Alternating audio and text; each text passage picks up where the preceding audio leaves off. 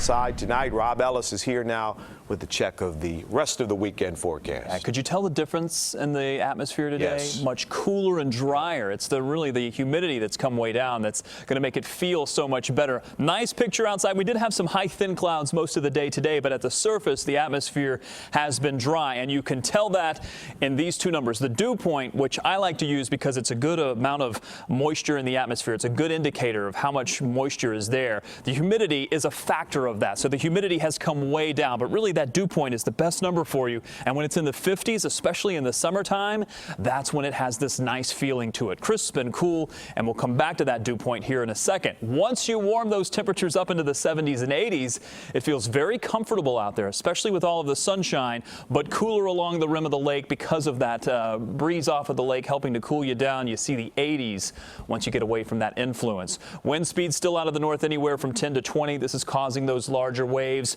We do expect this to come down through the course of the evening and overnight, and by morning we should be relatively calm. But with the drier air in place, it really allows your temperatures to drop at night. So we're going to have one of the coolest nights we've seen in almost 2 weeks or so as we get down into the 60s. And yeah, I think there are going to be some 50s. We almost made it into the 50s overnight last night. I think we'll do it for tonight. All right, remember that dew point number I told you, 54? Notice when you go down to the south and the dew points are into the 70s, this is really hot and humid air farther to the south. This is when it feels very sticky. That drier air is going to stay with us. In fact, we've been pumping in some drier air from Canada. Look at our dew points down into the 40s. That's going to feel almost like spring.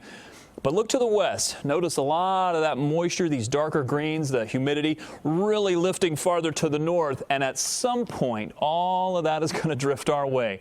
Well, what does it all mean? It means, unfortunately, the humidity is going to come back at some point.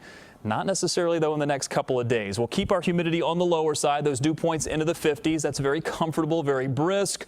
Once we get into late Monday and we start to switch that wind around to the southwest, I think we'll warm those dew points up, get into more in that uncomfortable or sticky category by the end of the week. And that means there's a chance for rain. In fact, our high temperature forecast, anytime you see this, temperatures stepping up and then all of a sudden a big drop, you know that there's probably going to be a chance of rain there on Wednesday. And that's exactly where we have our rain chance. It's about a 40% chance of some scattered showers as the next front rolls through. But here's the good news. It's the only rain chance I have in the 7-day forecast. Scattered showers and storms possible. I don't think it's going to be as active a pattern as what we just dealt with over the past couple of weeks. But it's the only rain chance we have there. And then we get back into some drier and more comfortable air. 82 and 84.